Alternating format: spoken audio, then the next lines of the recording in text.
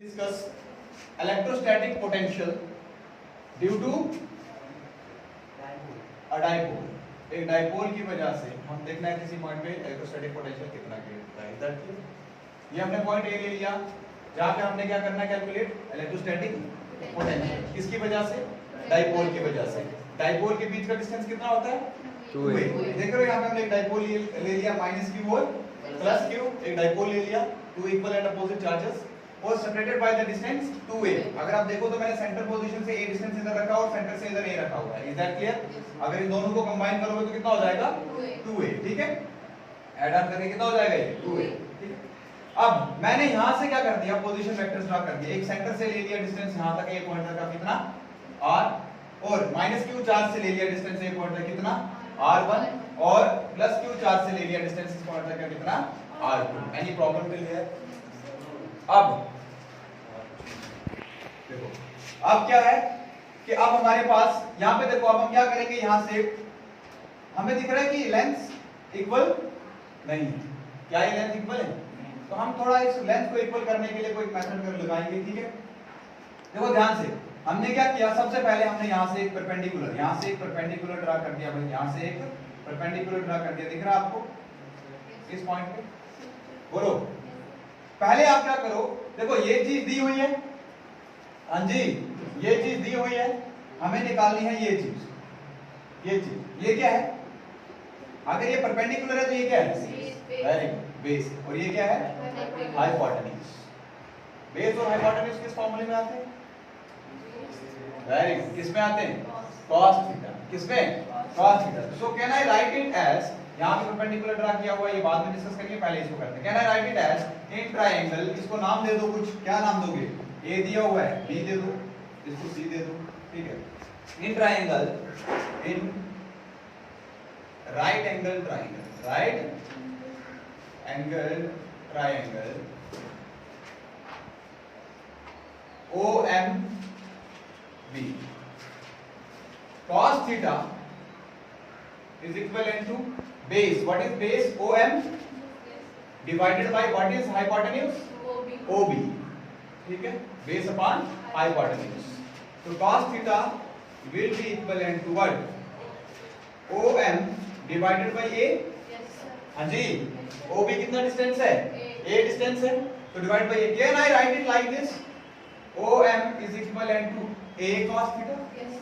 A cos theta, क्योंकि ये OM यहीं पे रहा, A डिवाइड में था, यहाँ मल्टीप्लाई में चला जाएगा। Is that clear? Similarly in triangle what, इसमें परपेंडिकुलर ड्रा किया हुआ ना, तो इन राइट एंगल ट्रायंगल कौन सी भाई? ONC। ठीक है, ONC, cos थीटा will be equivalent to what? बोलो भाई, cos थीटा will be equivalent to base upon hypotenuse. What is base here? ON। What is hypotenuse? OC। ठीक है, तो base upon hypotenuse ON upon OC, which is equivalent to cos theta will be equivalent to what? ON upon OC, ON upon A. Any problem? Can I calculate here ON? बोलो भाई, यहां से मैं calculate कर सकता हूं ना। So ON will be equivalent to what? A cos theta, A cos theta. Any problem? हाँ जी, ये भी कैलकुलेट हो गया, ये भी कैलकुलेट हो गया, और ये भी निकाल दिया, और ये भी निकाल दिया। Any problem? यहां तक कोई प्रॉब्लम? अब ध्यान से अगर आप देखो तो can I write it as, यहां देखना ध्यान से, can I write it as R1, अगर मुझे डिस्टेंस R1 कैलकुलेट करना हो तो can I write it as R1 is equivalent to R plus, हाँ जी, R plus, very good, ON, R plus ON। तो मुझे R1 यहाँ पे वैल्यू मिल जाएगी, R प्लस ON हमने निकाला हुआ है, कहाँ है ये? ON निकाला हुआ है, कितना आया भाई? A cos theta, A cos theta. Similarly मुझे R2 कैलकुलेट करना है, हाँ जी, R2 कैलकुलेट करना है तो कितना आएगा? R2 is equivalent to R plus या माइनस? बोलो भाई, माइनस। क्या? R minus OM, R minus OM। आप देख रहे हो ये स्टार्टिंग में है ज्यादा हाइट, बोलो भाई, तो ये बड़ी होगी ना, तो ये r था, r में से जब हम इसको निकालेंगे तो ये देखो यहाँ से इस पॉइंट से परपेंडिकुलर ड्रा किया हुआ है ना, तो ये परपेंडिकुलर लेंथ जो है लगभग इक्विवेलेंट होती है किसके, जहाँ से हम परपेंडिकुलर ड्रा करते हैं ना वो लेंथ जो दूसरी लाइन पे परपेंडिकुलर पड़ रही होगी ना दूसरी लाइन के ऊपर, ये वाली लाइन है वो r, हाँ जी ये वाली लाइन है, इसके ऊपर जब ये परपेंडिकुलर ड्रा हो जाता है किसी पॉइंट से तो ये दोनों लेंथ लगभग क्या हो जाती हैं, बराबर हो जाती है, इक्वल हो जाती है, ठीक है। तो हमारे पास हम लिख सकते हैं r minus what om, r minus om, r2 is equivalent to r minus om की वैल्यू निकाली हमने, बोलो भाई, तो r2 will be equivalent to r minus om कितना है, a cos theta, any problem till here, r minus a cos theta. What we have to calculate, we have to calculate electric potential due to dipole, ठीक है। तो dipole में दो charges का लेना देना होता है भाई, बोलो भाई डाइपोल में कितने चार्जेस होते हैं, दो, कौन कौन सा, एक माइनस क्यू चार्ज और दूसरा प्लस क्यू चार्ज। तो क्या मैं लिख सकता हूं, आप ध्यान से देखो, अब मैं लिखना चाहूंगा डाइपोल की इक्वेशन जो इलेक्ट्रोस्टैटिक पोटेंशियल के लिए हमने निकाला, पहले माइनस क्यू, ठीक है, potential at point A due to minus Q charge, लिखो पोटेंशियल, ये लिख दिया, okay, potential at point A due to minus Q charge.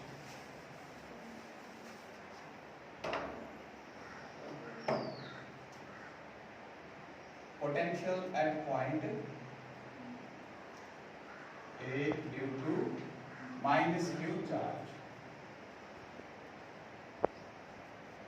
क्या मैं ऐसे लिख सकता हूँ V1 उसको, ये है ना माइनस Q चार्ज, इसके लिए मैंने V1 रिप्रेजेंटेशन कर दी पोटेंशियल की, V1 इज इक्वल टू, आपको पता क्या होता है formula, KQ by R, KQ by R, यहाँ L डिस्टेंस R ही है हमारे पास, ठीक है, हमने R के रिप्रेजेंटेशन में रखा ना सारा, तो माइनस क्यू वाले चार्ज की वजह से मैं ऐसे लिख सकता हूं, थोड़ा याद है ध्यान से, V1 is equivalent to minus KQ1 by Q1 नहीं, Q है ना माइनस, देखो ये माइनस क्यों लगाया मैंने, क्योंकि चार्ज क्या है ना माइनस वाला है, ठीक है, तो minus KQ divided by R1, इधर से इधर डिस्टेंस कितना है, R1 डिस्टेंस है ना, तो divided by R1, any problem.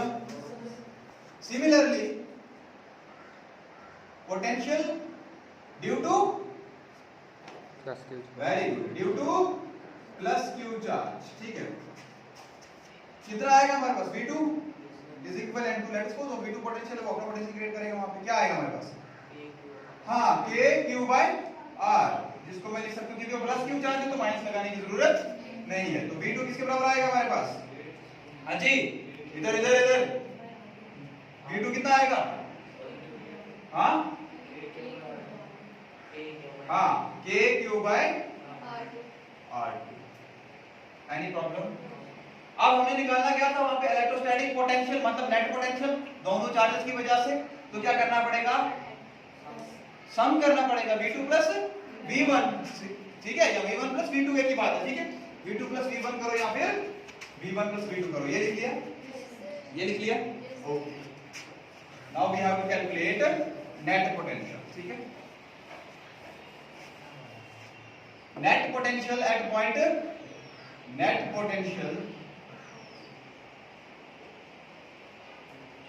Eight point A is given as V, net potential है ना, तो V1 प्लस या V2 प्लस V1, क्योंकि V1 वाली नेगेटिव टर्म है ना तो उसको बाद में लिखोगे तो अच्छा रहेगा, ठीक है, क्योंकि माइनस करना है वैसे भी बाद में, V2 प्लस V1, याद रखो V is equivalent to, Simon बात नहीं, V2 प्लस V1, अब देखो ध्यान से, V is equivalent to, V2 की वैल्यू कितनी आएगी हमारे पास, KQ by R2, KQ by R2, तो K की जगह में लिख दूं 1/4 pi epsilon, 1/4 pi epsilon naught Q by, very good, R2 distance डाल दूं मैं यहाँ, देखो ना R2 की वैल्यू कितनी आई,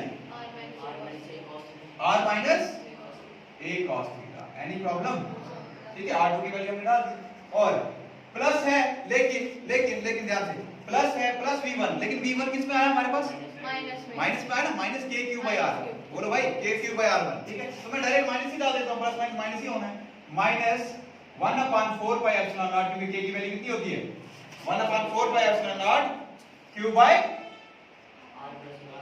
R1 था ना, तो R1 की वैल्यू कितनी है, R plus, very good, a cos theta, any problem.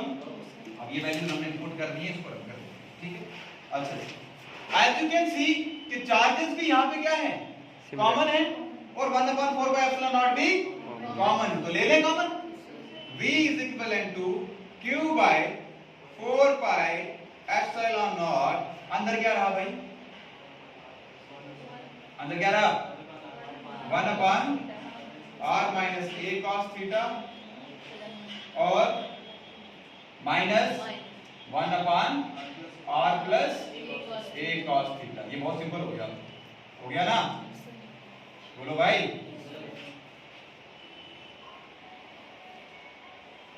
इसको सॉल्व कर दोगे, इसको सॉल्व कर दोगे, सिंपली क्रॉस मल्टीप्लाई करना है, क्रॉस मल्टीप्लाई करना, मैं आपको फाइनल रिजल्ट दिखाऊंगा, ठीक है, टाइम नहीं अब।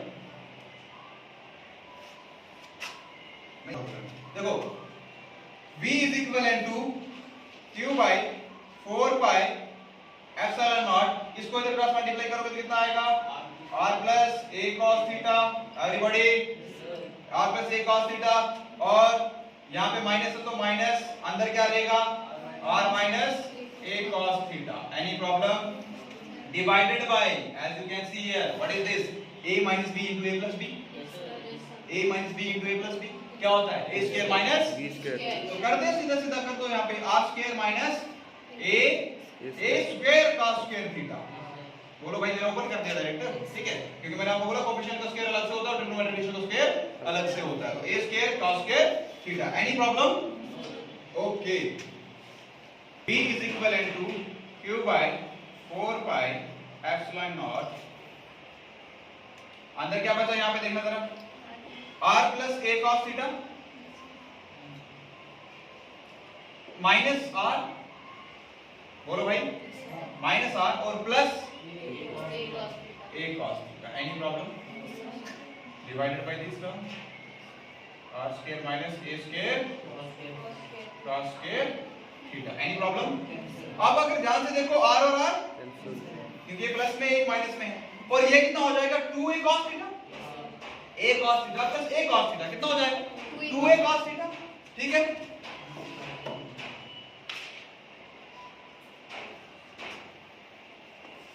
यहां तक लिखिए,